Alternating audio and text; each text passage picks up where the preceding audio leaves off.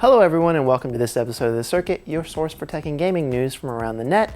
I'm your host, Justin Pack. So let's start off with some updates from the world of virtual reality. The third major player in the VR headset market has finally made an appearance. That would be Sony's PlayStation VR.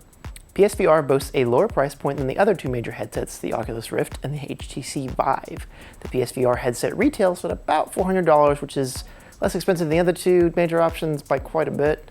However, to get the full experience, you will also need two PlayStation Move controllers, a PlayStation camera, and if you don't already have these peripherals, luckily you can buy a $500 bundle that has everything included in the box.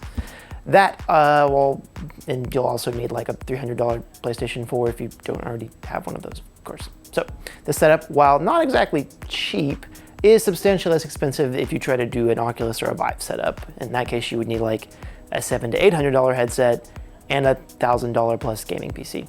So the PSVR releases October 13th, but reviewers already have their hands on hardware ahead of time and reviews have started to come in. Generally, these have been pretty mixed. With this lower price point, the PlayStation VR also has lower performance when you compare it to the other headsets. Specifically, there's been some complaints of frame rate issues and some stuttering in the visuals, as well as some kind of lackluster position tracking, which is very important for VR. But with the possible release of the PlayStation Pro coming out later and its upgraded system stats, it might alleviate some of these technical issues. Generally though, the consensus is if you're trying to get into VR or trying to get someone else into VR, and you don't want to spend like $2,000 or more to build a VR rig, this might be a good place to start. Well, while we're on the subject of talking about new video game hardware, there are some more rumors about the performance of the Nintendo NX. Nintendo has been remarkably silent on the information about the upcoming console, with only small pieces of information leaking out here and there, and no major announcement at E3 this year. Well, amongst these new batch of rumors comes from this mysterious Twitter poster user DirectFeed Games, who has appeared to have some inside information. What this leaker has stated is that it's going to be using the NVIDIA Pascal Tigris GPU chips, which has been rumored for a while, and will be 3 to 4 times more powerful than the current Nintendo hardware, the Wii U. Furthermore, it should be revealed sometime this year, and it's slated for a March 2017 release. If this turns out to be true, pretty much all we know, besides the fact that Nintendo is making a console, is it's going to be some sort of console hybrid handheld thing. Also, there's going to be a new Zelda on it, which means I'm going to be buying it. Come on, Nintendo, show it to me. Show it to me. Show it to me is probably the phrase that the US government said to Yahoo when they revealed that they had been secretly scanning users' emails, according to a story released by Reuters. Apparently, Yahoo built a custom software solution to search all incoming email messages as requested by either the FBI or the NSA.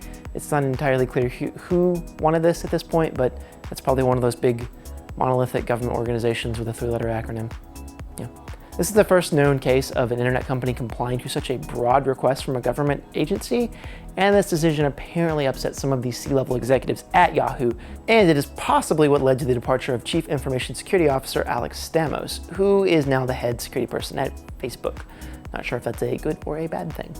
In response to this decision to comply with a widespread government wiretap, Yahoo made a statement to Reuters saying, "Yahoo is a law-abiding company that complies with the laws of the United States." TechCrunch reached out to other tech companies who were quick to jump in, making statements stating they had not engaged in such behavior, complying with US government search policies. Twitter made a statement saying, "We've never received a request like this, and if we were to receive it, we would challenge it in court."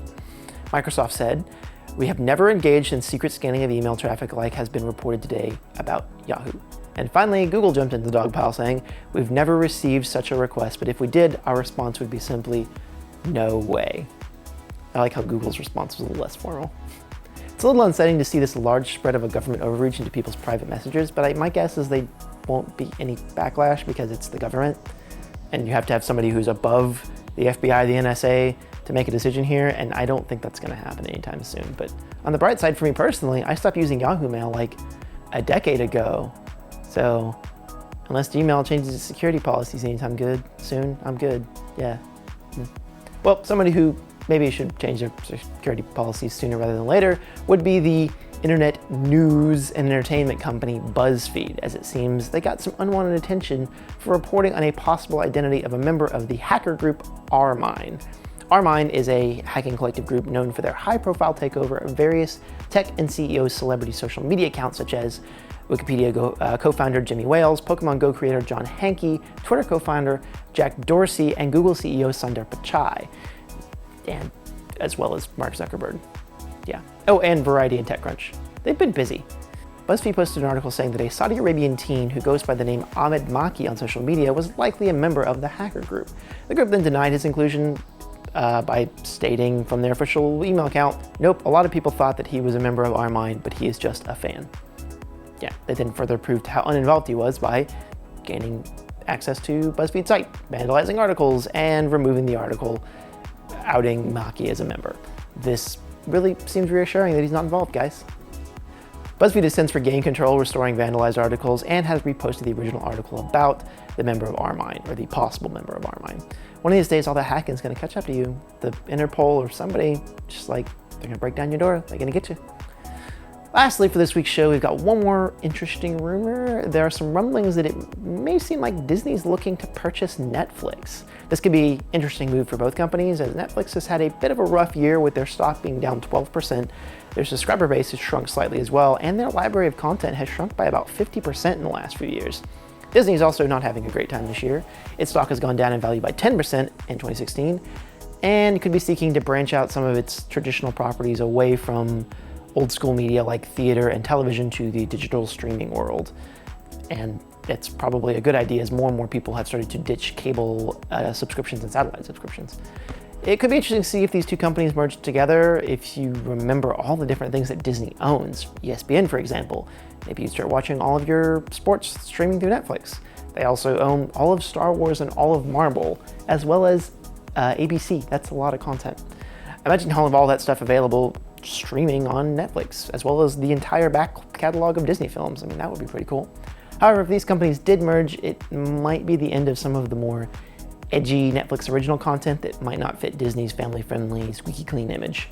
Yeah, but hey, just imagine if they opened a Netflix theme park. You could have like the internet streaming water slide, the House of Cards Funhouse, the Orange is the New Black prison experience. That actually isn't, that's not good. Well, that about does it for this week's show. Thank you for joining us, and for more news on what's happening in the world of tech and gaming, join us again next week. Hello everyone, and welcome to this episode of The Circuit for your and you messed up the intro, Justin. You just started and you already messed up. God, I'm so pale. Why am I so pale? TechCrunch was quick. TechCrunch. Government overreach into people's private messages. I said purples. Purple, flying purple eater, people eater.